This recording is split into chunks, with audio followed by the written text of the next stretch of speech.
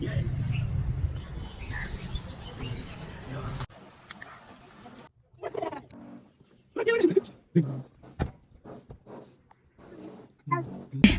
Guys, तपाईहरुलाई चिङ्गो ब्लगको अर्को नयाँ श्रृङ्खलामा फेरि स्वागत छ र आज चाहिँ तपाईहरुलाई म एउटा स्पेशल लिएर आएको छु। One of the best episode हुनेवाला छ यो एपिसोडमा चाहिँ म तपाईहरुलाई यो बनाना छ नि यो केला यानि कि केराको चाहिँ म चिप्स बनाउनेवाला छु।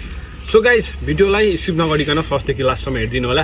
भन्दै भिडियोलाई स्टार्ट गर्नुभन्दा अगाडि आई होप तपाईहरु सबैजना सन्चै हुनुहुन्छ होला र मेरो भिडियो स्किप नगरिकन हेरिदिनु होला र कि आफू पनि सिक्नुस् है त यो केराको चिप्स बनाउनुको लागि। एकदम यो मैले विदेश हुँदाखेरि खाएको छु, एकदम टेस्टी बेस्ट हुन्छ है त, एकदम क्रान्ची क्रान्ची मिठो हुन्छ भन्दै लेट्स भिडियोलाई स्टार्ट गर्न चाहन्छु। ध्यान ध्यान गाइस, अब चाहिँ म फाइनली सेटअप गरिसकेर मैले चाहिँ कोला लिइसकेर चाहिँ फर्स्ट अफ अल कोलाको चाहिँ जुन त्यो बोक्रा हुन्छ बोक्रा चाहिँ छिडाउनु पर्ने हुन्छ हो डल्लै। सो म चाहिँ पुरा छिडाउन थालिसकेँ किनकि त्यो निकै टाइम लाग्नेवाला छ र मलाई हेल्प गर्दैछ यता सेमसाङ अम्माले पनि।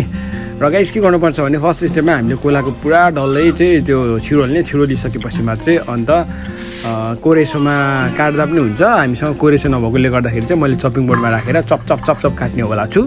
So enjoy the video, stay tune guys. सिङ्गो ब्लगलाई कस्तो लाग्छ कमेन्ट गर्न चाहिँ नभन्नु होला है, जस्तो भयो भने कमेन्ट चाहिँ गर्नुहोस् है त ब्रदर एन्ड सिस्टर। अब हेर्दै गर्नु होला, म अब यो कोलालाई छिडोल्दैछु।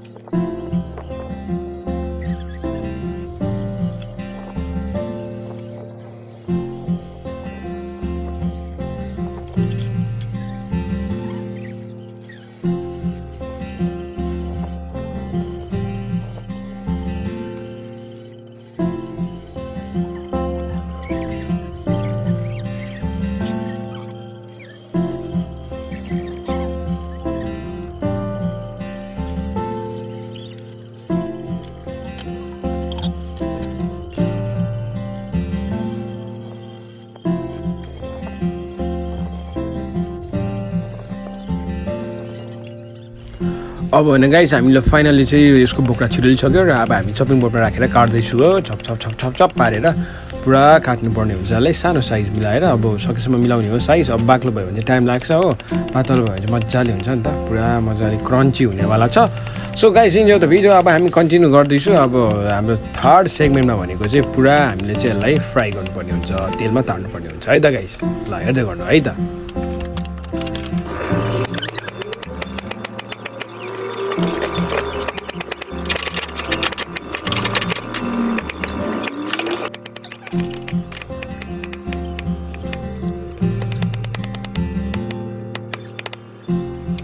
ओके गाइस, अब चाहिँ फाइनली मैले चप काटिसकेँ। अब चाहिँ कराई बसाएँ ग्यासमा र तेल राख्दैछु। तेल राखिसके पछाडि चाहिँ अब तेललाई पुरै भग भग भग उमाल्ने एन्ड देन हाम्रो चाहिँ स्टार्ट हुन्छ है। मैले अलिकति चेक हान्नको लागि तेललाई चाहिँ यसो खरी खरेन भनेर चेक हान्दैछु। अब भने म डाइरेक्टली चाहिँ बनाना चिप्स राख्दैछु, बनाना काटेको जुन है। अब चिप्स भन्नेवाला छ गाइस। सो अब हेर्दै गर्नु होला। अब मजाले यसलाई चाहिँ फ्राई गर्नुपर्छ। फ्राई गरिसकेपछि चाहिँ अनि चाहिँ बब्बाल हुनेवाला छ है गाइस, हेर्दै गर्नु होला है।